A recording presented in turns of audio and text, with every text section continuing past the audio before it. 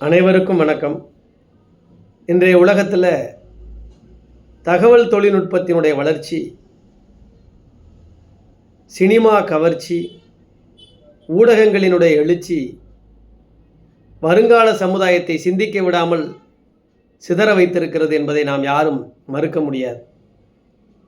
ஒரு காலத்தில் செய்தித்தாள்கள் வாசிப்பதும் புத்தகங்கள் வாசிப்பதும் நூலகங்களிலே சென்று குழுமி அமைதியான முறையில் அறிவை பெருக்குவதுமான இளைஞர் சமுதாயத்தின் கூட்டம் இன்றைக்கு அறிவார்ந்த மக்கள் கூடுகிற இடத்திலே 10 இளைஞர்களை கூட்டுவது என்பது மிகப்பெரிய கஷ்டமாக இருக்கிறது.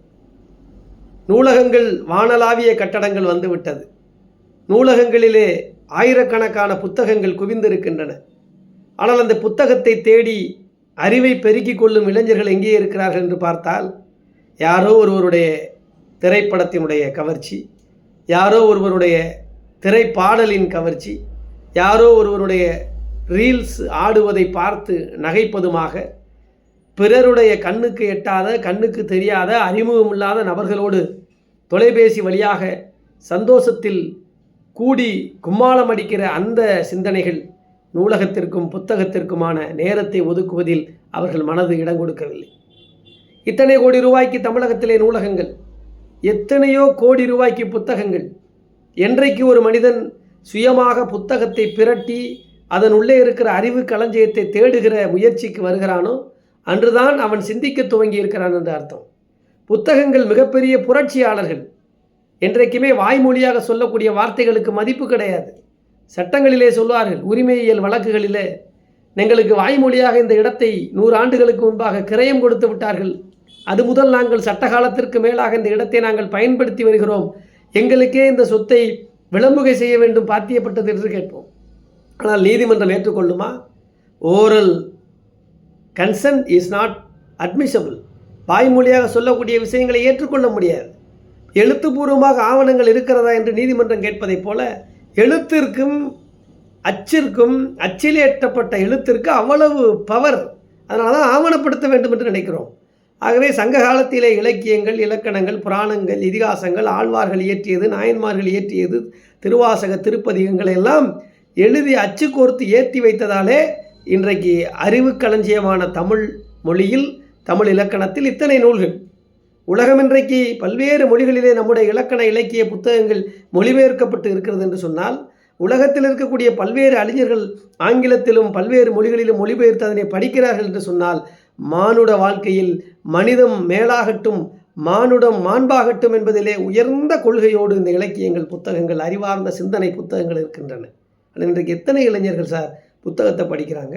எத்தனை பேர் படிக்கிறாங்க? யாரோ அங்கொன்றும் இங்கொன்றுமாக முதுகலை பட்டம், எம்ஃபில், டாக்டரேட், ஆராய்ச்சி படிப்பு, PhD, அவர்களை தவிர யாரும் புத்தகங்களுக்கும் நூலகங்களுக்கும் சென்றதாக சரித்திரமில்லை. செய்தித்தாள்கள் வாசிக்கிற பழக்கமில்லை. ஒட்டுமொத்தமாக இந்த சமுதாயத்தை, வருங்கால சமுதாயத்தை சிந்திக்க விடாமல் சிதறடிக்க வைத்திருக்கிறார்கள். நெல்லிக்காய் மூட்டையை அவிழ்த்து விட்டால் எப்படி நெல்லிக்காய் மூட்டை சிதறி சின்ன வண்ணமாக ஓடுமோ அதை போல இளைஞர்களுடைய சிந்தனையை சிதற வைத்திருக்கிறார்கள். ஒரு பக்கம் டிவி, ஒரு பக்கம் சீரியல், ஒரு பக்கம் சினிமா ரீல்ஸுகள், ஒரு பக்கம் செல்ஃபோன், ஆண்ட்ராய்டு ஃபோனுடைய ஆதிக்கம். ஸோ ஒட்டுமொத்தமாக அவன் சிந்திக்கக்கூடாது. அவன் சினிமாக்குள்ளும் சீரியலுக்குள்ளுமாக முடங்கி இருக்க வேண்டும். யாரோ ஒரு நடிகனுடைய புகழை பாட வேண்டும், அவருடைய திரைப்படத்திற்கு பாலாபிஷேகம் செய்ய வேண்டும், கட் அவுட் வைக்க வேண்டும், பிறந்த நாளை கொண்டாட வேண்டும், அவன் பின்னே செல்ல வேண்டும். ஆனால் இன்றைக்கு அதிலே ஒருவர் யாரேனும் வளர்ச்சி பெற்று ஒரு பெரிய பொறுப்புக்கு வந்தாலும் அவர் தானே சார் அந்த சுகத்தை அனுபவிக்க போகிறாரு. அவருக்கு பின்னால் கட் அவுட் வச்சவனும், பிறந்த நாளுக்கு போஸ்டர் ஒட்டினவனோ, பாலாபிஷேகம் செய்தவனோ யாரும் அந்த இடத்துக்கு போக முடியாது. ஸோ அதனுடைய மாயையில் இளைஞர்கள் சிக்கிவிடக்கூடாது என்பதுதான் நம்முடைய நோக்கம். இந்த பயணத்திலிருந்து எங்களை போன்றவர்கள் விலகி செல்லவும் முடியாது. இது எங்களுக்கான கடமை. ஸோ இந்த ஒட்டுமொத்த பாரத தேசத்தில் மிகப்பெரிய சிந்தனையோடு, மிகப்பெரிய சிந்தனையாளர்களை கொண்ட இந்த மாநிலத்தில், இந்த பாரத நாட்டில் வருங்கால சமுதாயம் சிந்திக்க வேண்டும். வருங்கால சமுதாயம் புத்தகங்களை படிக்க வேண்டும்.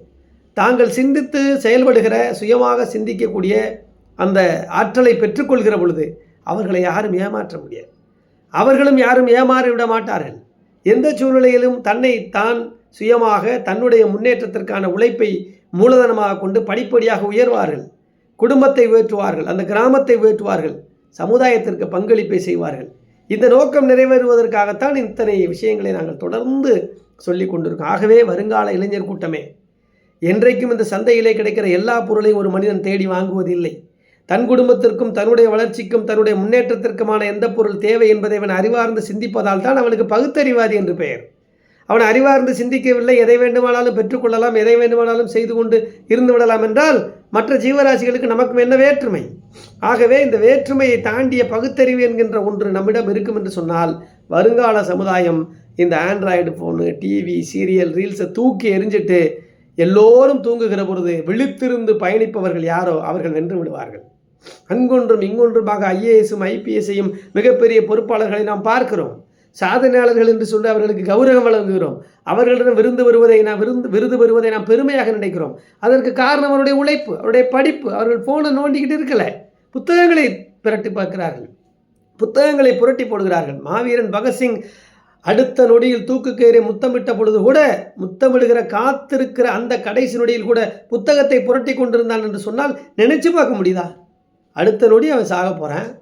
ஆனால் அன்று அந்த நொடி வரையில் ஒரு புத்தகத்தை புரட்டி கொண்டிருக்கிறான. புத்தகம் மிகப்பெரிய சக்தியை வழங்குகிறது, புத்தகம் மிகப்பெரிய மன வலிமையை தருகிறது, புத்தகம் மிகப்பெரிய வளர்ச்சியை தருகிறது, புத்தகம் மிகப்பெரிய உளவியல் ரீதியான சிந்தனையை மனிதனுக்கு தருகிறது. நீங்கள் புத்தகங்களை படியுங்கள், நூலகங்களுக்கு செல்லுங்கள், உங்கள் சிந்தனைகளை வளர்த்து கொள்ளுங்கள். இதை விடுத்து இந்த செயலிகளிலும் இணையதளங்களிலும் ஆண்ட்ராய்டு ஃபோனிலுமாக முற்றிலும் மூழ்கி இருக்கிற எந்த இளைஞனும் மிகப்பெரிய வளர்ச்சியை தொட முடியாது. ஏனென்றால் அந்த கட்டமைப்பு அனைத்தும் இளைஞர் சமுதாயத்தை சிந்திக்க விடாமல் சிதறடிக்க செய்ய வேண்டுகின்ற ஒரே நோக்கத்தோடு உருவாக்கப்பட்டது. அது சினிமாவுக்கும் விலக்கு கிடையாது, ரீல்ஸுக்கும் விலக்கு கிடையாது, மற்ற அனைத்து இணையதள செயலிகளுக்கும் விலக்கு கிடையாது, எதற்குமே விலக்கு கிடையாது. புத்தகம்தான் தீர்வு. புத்தகத்தை நோக்கி பயணியுங்கள். நீங்கள் கட்டமைக்கப்பட்ட சமுதாய பயனாளிகளாக வலம் வருவீர்கள். நன்றி, வணக்கம்.